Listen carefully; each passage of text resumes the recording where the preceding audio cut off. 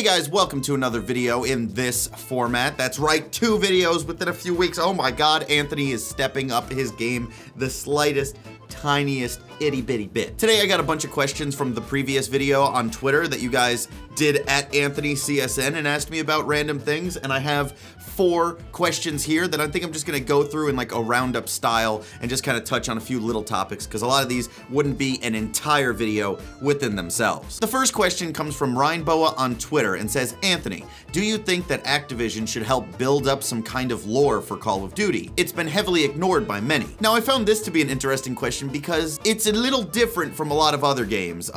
You know, sitting right here is Nier. I have Nier Automata, and that is a game that takes place in a world with its own lore where robots took over the planet and then androids and whatever, all this crap. Call of Duty doesn't have the advantage of being its own world, mainly because of where it started. World War II was Call of Duty's original bread and butter. You can't have lore for Call of Duty when it takes place in real events because they happened. It's already written. Call of Duty World War II, the new one coming up, I'm concerned that the campaign might be a little more boring, only because I enjoy Call of Duty campaigns lately that they've gotten a little weird. Like Call of Duty Infinite Warfare actually had a pretty cool single player where you went to a whole bunch of different planets and explored a whole bunch of crazy action things, but you can't do that in World War II. Then I think it becomes disrespectful, even though they've done it in some regards in like World at War. It never crossed that line of being ridiculous and disrespectful. So you gotta be careful when you're doing that. As far as a lore, I think because Call of Duty starts in a realistic depiction of this world, you can't really have a lore. And that's why a lot of campaigns in the series focus on the super secret like espionage world, or like Black Ops, they're hidden,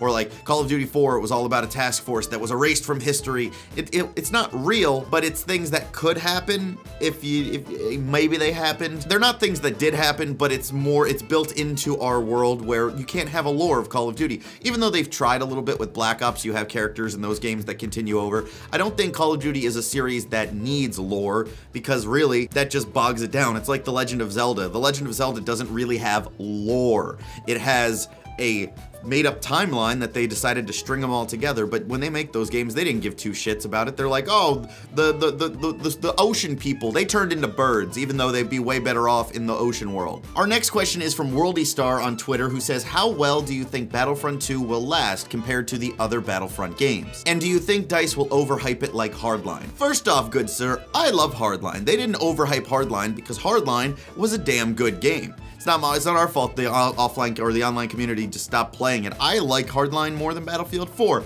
Controversial. Oh my god, controversial. I like the gameplay in Hardline, which then that gameplay in Hardline carried over into Battlefield 1, but everyone seemed to like Battlefield 1, at least for a little bit. There is a bit of a divide.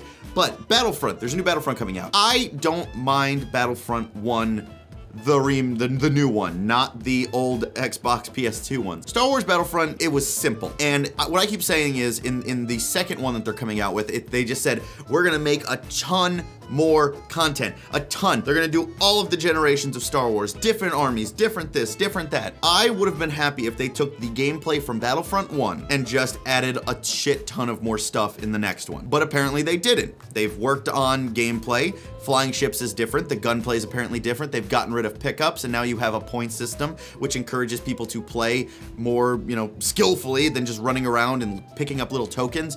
They've done a lot to make it more relevant and probably to hold your attention longer. Because I enjoyed Battlefront 1, but I got bored of it after a little while because it's not a competitive shooter. I made a video a while back talking about how it's basically the world's best role-playing game. You can jump in, and I like jumping in and just playing a little bit of as the rebels fighting the Empire.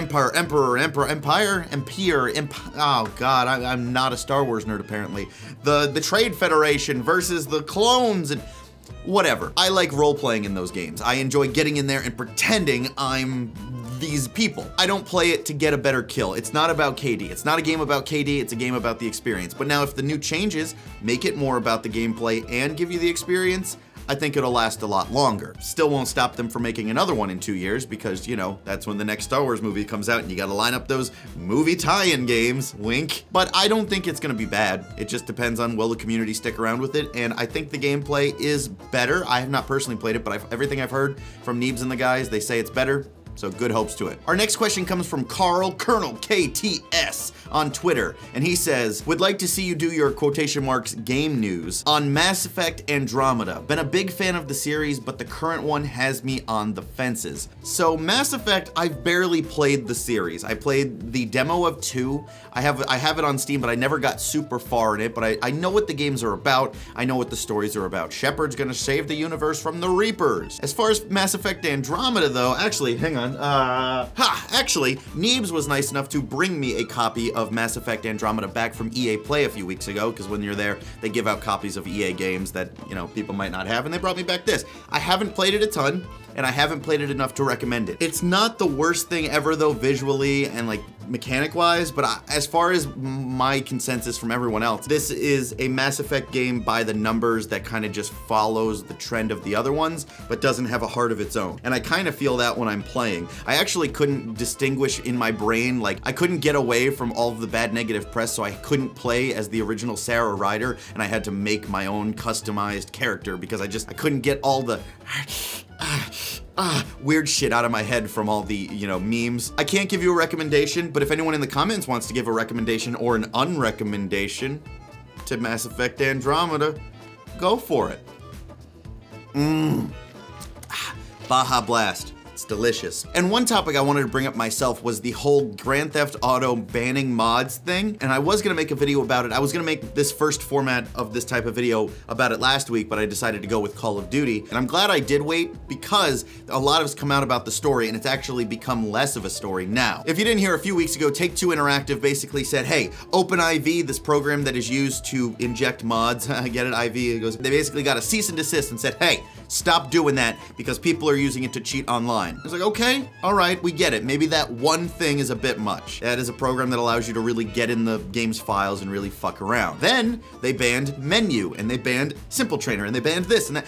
Those are all menus inside the game. If you've ever seen one of Neebs' videos or anyone doing a mod video, you see a little thing pop up in the corner of the screen and then they pick mods. That's a menu, and they were banning those things because people, maybe 1% of people were using them to cheat online. But it's kind of shocking that they would do this because the GTA 5 community has been, or the game has been as relevant as it is for this long because of those mods. Grand Theft Auto is a hugely popular game, and its online game modes have kept people coming around way longer than GTA 4 ever did. But I personally don't think Grand Theft Auto 5 would be as big as it is right now without the online community and the content creation that mods in that game have allowed. Because mods aren't so much a thing that people tend to play with. Like when I was young, I would download things for mods or for games and just mod around and just for a few minutes play with things. But you don't keep the longevity with a mod. You install Hulk, you run around once and you're like, all right, I get it. Mods are more suited to content creators, people like Neebs Gaming, or hey, I've done a few GTA videos on CSN Plays, which I'm gonna bring back eventually.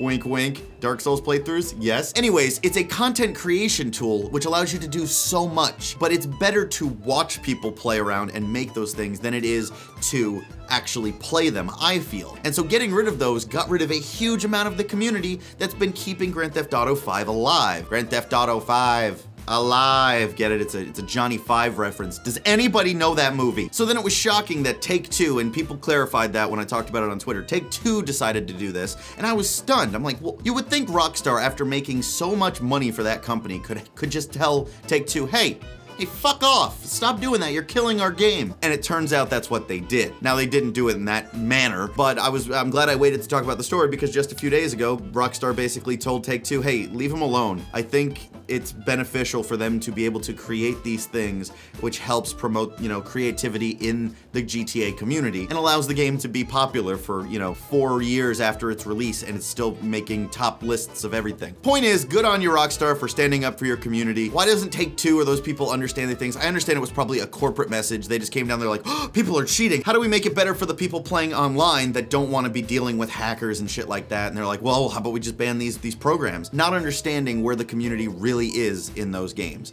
Anyways, I just wanted to touch on that because it was a big story, but now because it's basically been canceled, it's a tiny story. So thank you guys so much for hitting me up on Twitter. If any of you guys have more questions, go to my Twitter page, AnthonyCSN, and leave a comment below. I think I need to come up with a hashtag because when I was searching through all of my shit on AnthonyCSN, I couldn't find as many questions because it was hard and they were all buried. So here, put this I haven't decided what it is yet, but tag this in the questions on Twitter, and then maybe you'll be featured in the next episode where I pick a few Roundup questions and have some fun. But what do you guys think about all the things I talked about today? What are your thoughts on Call of Duty lore? What are your thoughts on I Have a Bad Memory? Thoughts on Battlefront 2?